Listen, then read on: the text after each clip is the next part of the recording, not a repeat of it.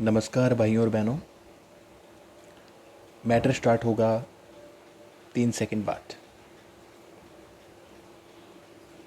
शुरू।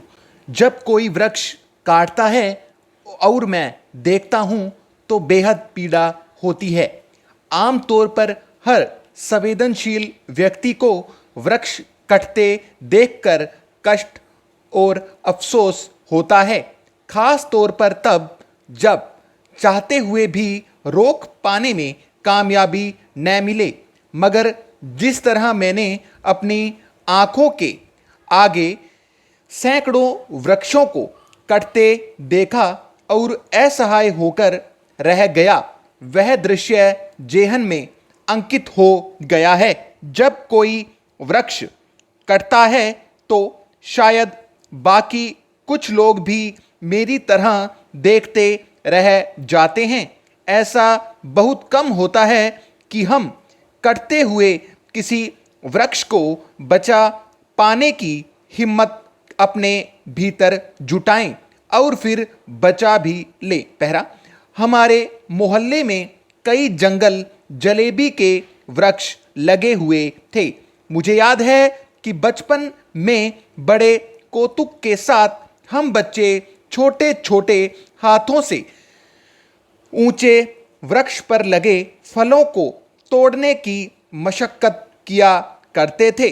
बच्चों का झुंड जंगल जलेबी के पेड़ों के इर्द गिर्द मंडराता रहता था और जो किसी तरह फल पा जाता वह वीर बहादुर समझा जाता। हालांकि बच्चों के बीच बांटकर खाने की आम आदत की वजह से वह बहादुरी सबके बीच बंटती। गर्मी के दिनों में हमारी सुबह और शाम अक्सर इन जंगल जलेबी के पेड़ों के पास गुजरती। मीठे फल मिल जाते। असीम आकर्षण था इन पेड़ों का। फिर धीरे धीरे पेड़ कटते चले गए। किसी ने मकान बनवाया तो एक पेड़ काट दिया। किसी ने घर का छज्जा बाहर की ओर निकाला तो फिर एक पेड़ कट गया। मैं बच्चा था और देखते हुए मन महसूस कर रह जाता। हो सकता है कि तब मेरे दिमाग में उन पेड़ों से मिलने वाली जंगल जलेबी हो, लेकिन उसकी अहमियत आज समझ में आती है। पहला। मोहल्ले में एक व्यक्ति ने होटल खोला। सामने पेड़ था। वह रोज ही पेड़ की जड़ों में नमक डालता। सुना है कि ऐसे में पेड़ सूख जाता है। उसने सोचा होगा कि बिना विशेष श्रम के पेड़ एक दिन अपने आप गिर जाएगा। कोई कुछ नहीं कर सका। कानून जागरूकता सिर्फ शब्द हैं जो धरे के धरे रह जाते हैं।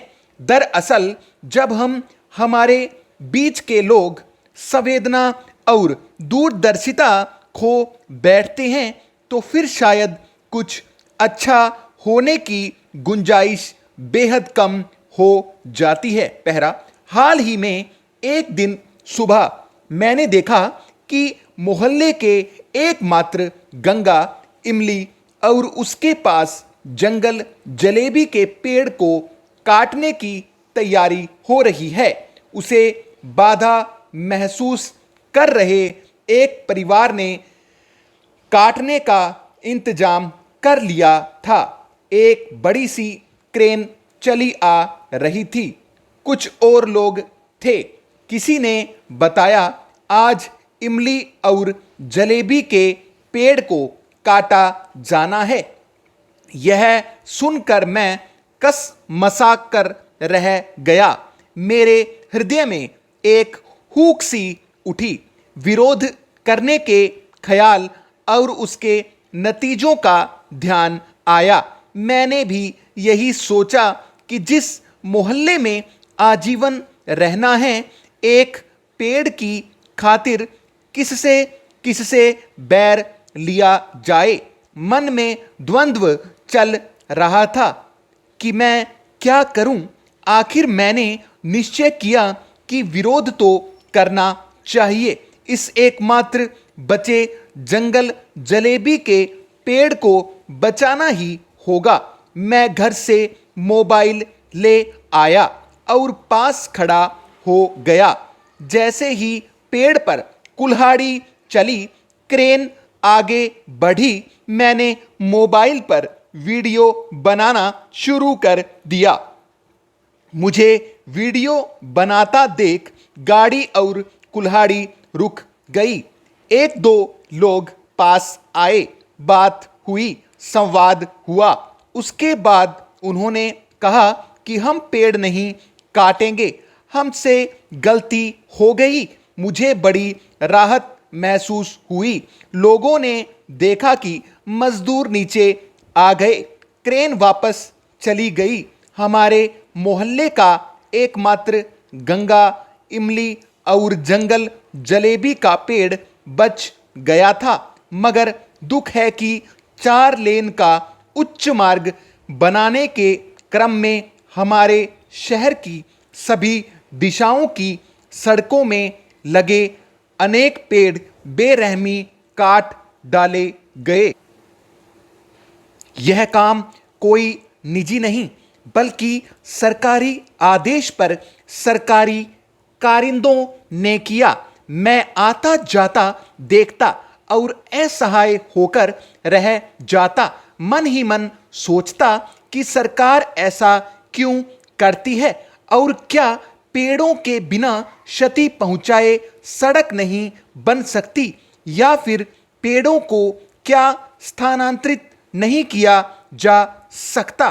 खास तौर पर तब जब दुनिया भर में ऐसी तकनीकी आ चुकी है। पहला, एक समय था जब चारों ओर हरियाली थी। हमारा छोटा सा शहर तब जिला नहीं बना था, सिर्फ एक गांव था। जब चारों तरफ हरे भरे पेड़ थे, सड़क के आसपास लगे पेड़ छांव देते थे। कितनी ही चिड़िया रहती, मीठी तान सुबह शाम सुनने को मिलती थी। जब गांव था तब एक अमरैया हुआ करता था। लोग बताते हैं वहां आमों का विशाल बाग था, मगर समय के साथ अमरैया और बिही बाड़ी में लोगों ने पेड़ों को काटकर अपने आशियाने बना लिए हैं। पहला, मनुष्य जितना संवेदनशील है, उतना ही पाषाण, कठोर हृदय और स्वार्थी भी।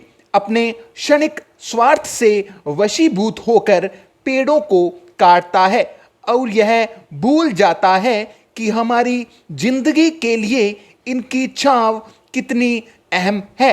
ये ऑक्सीजन के अच्छे स्रोत हैं। ये हमारे आसपास से दुनिया से दूर हटा लिए जाएं तो मनुष्य को लुप्त होने में कितना वक्त लगेगा। धन्यवाद। इस मैटर की जो गति थी वो थी 100 शब्द प्रति मिनट। धन्यवाद।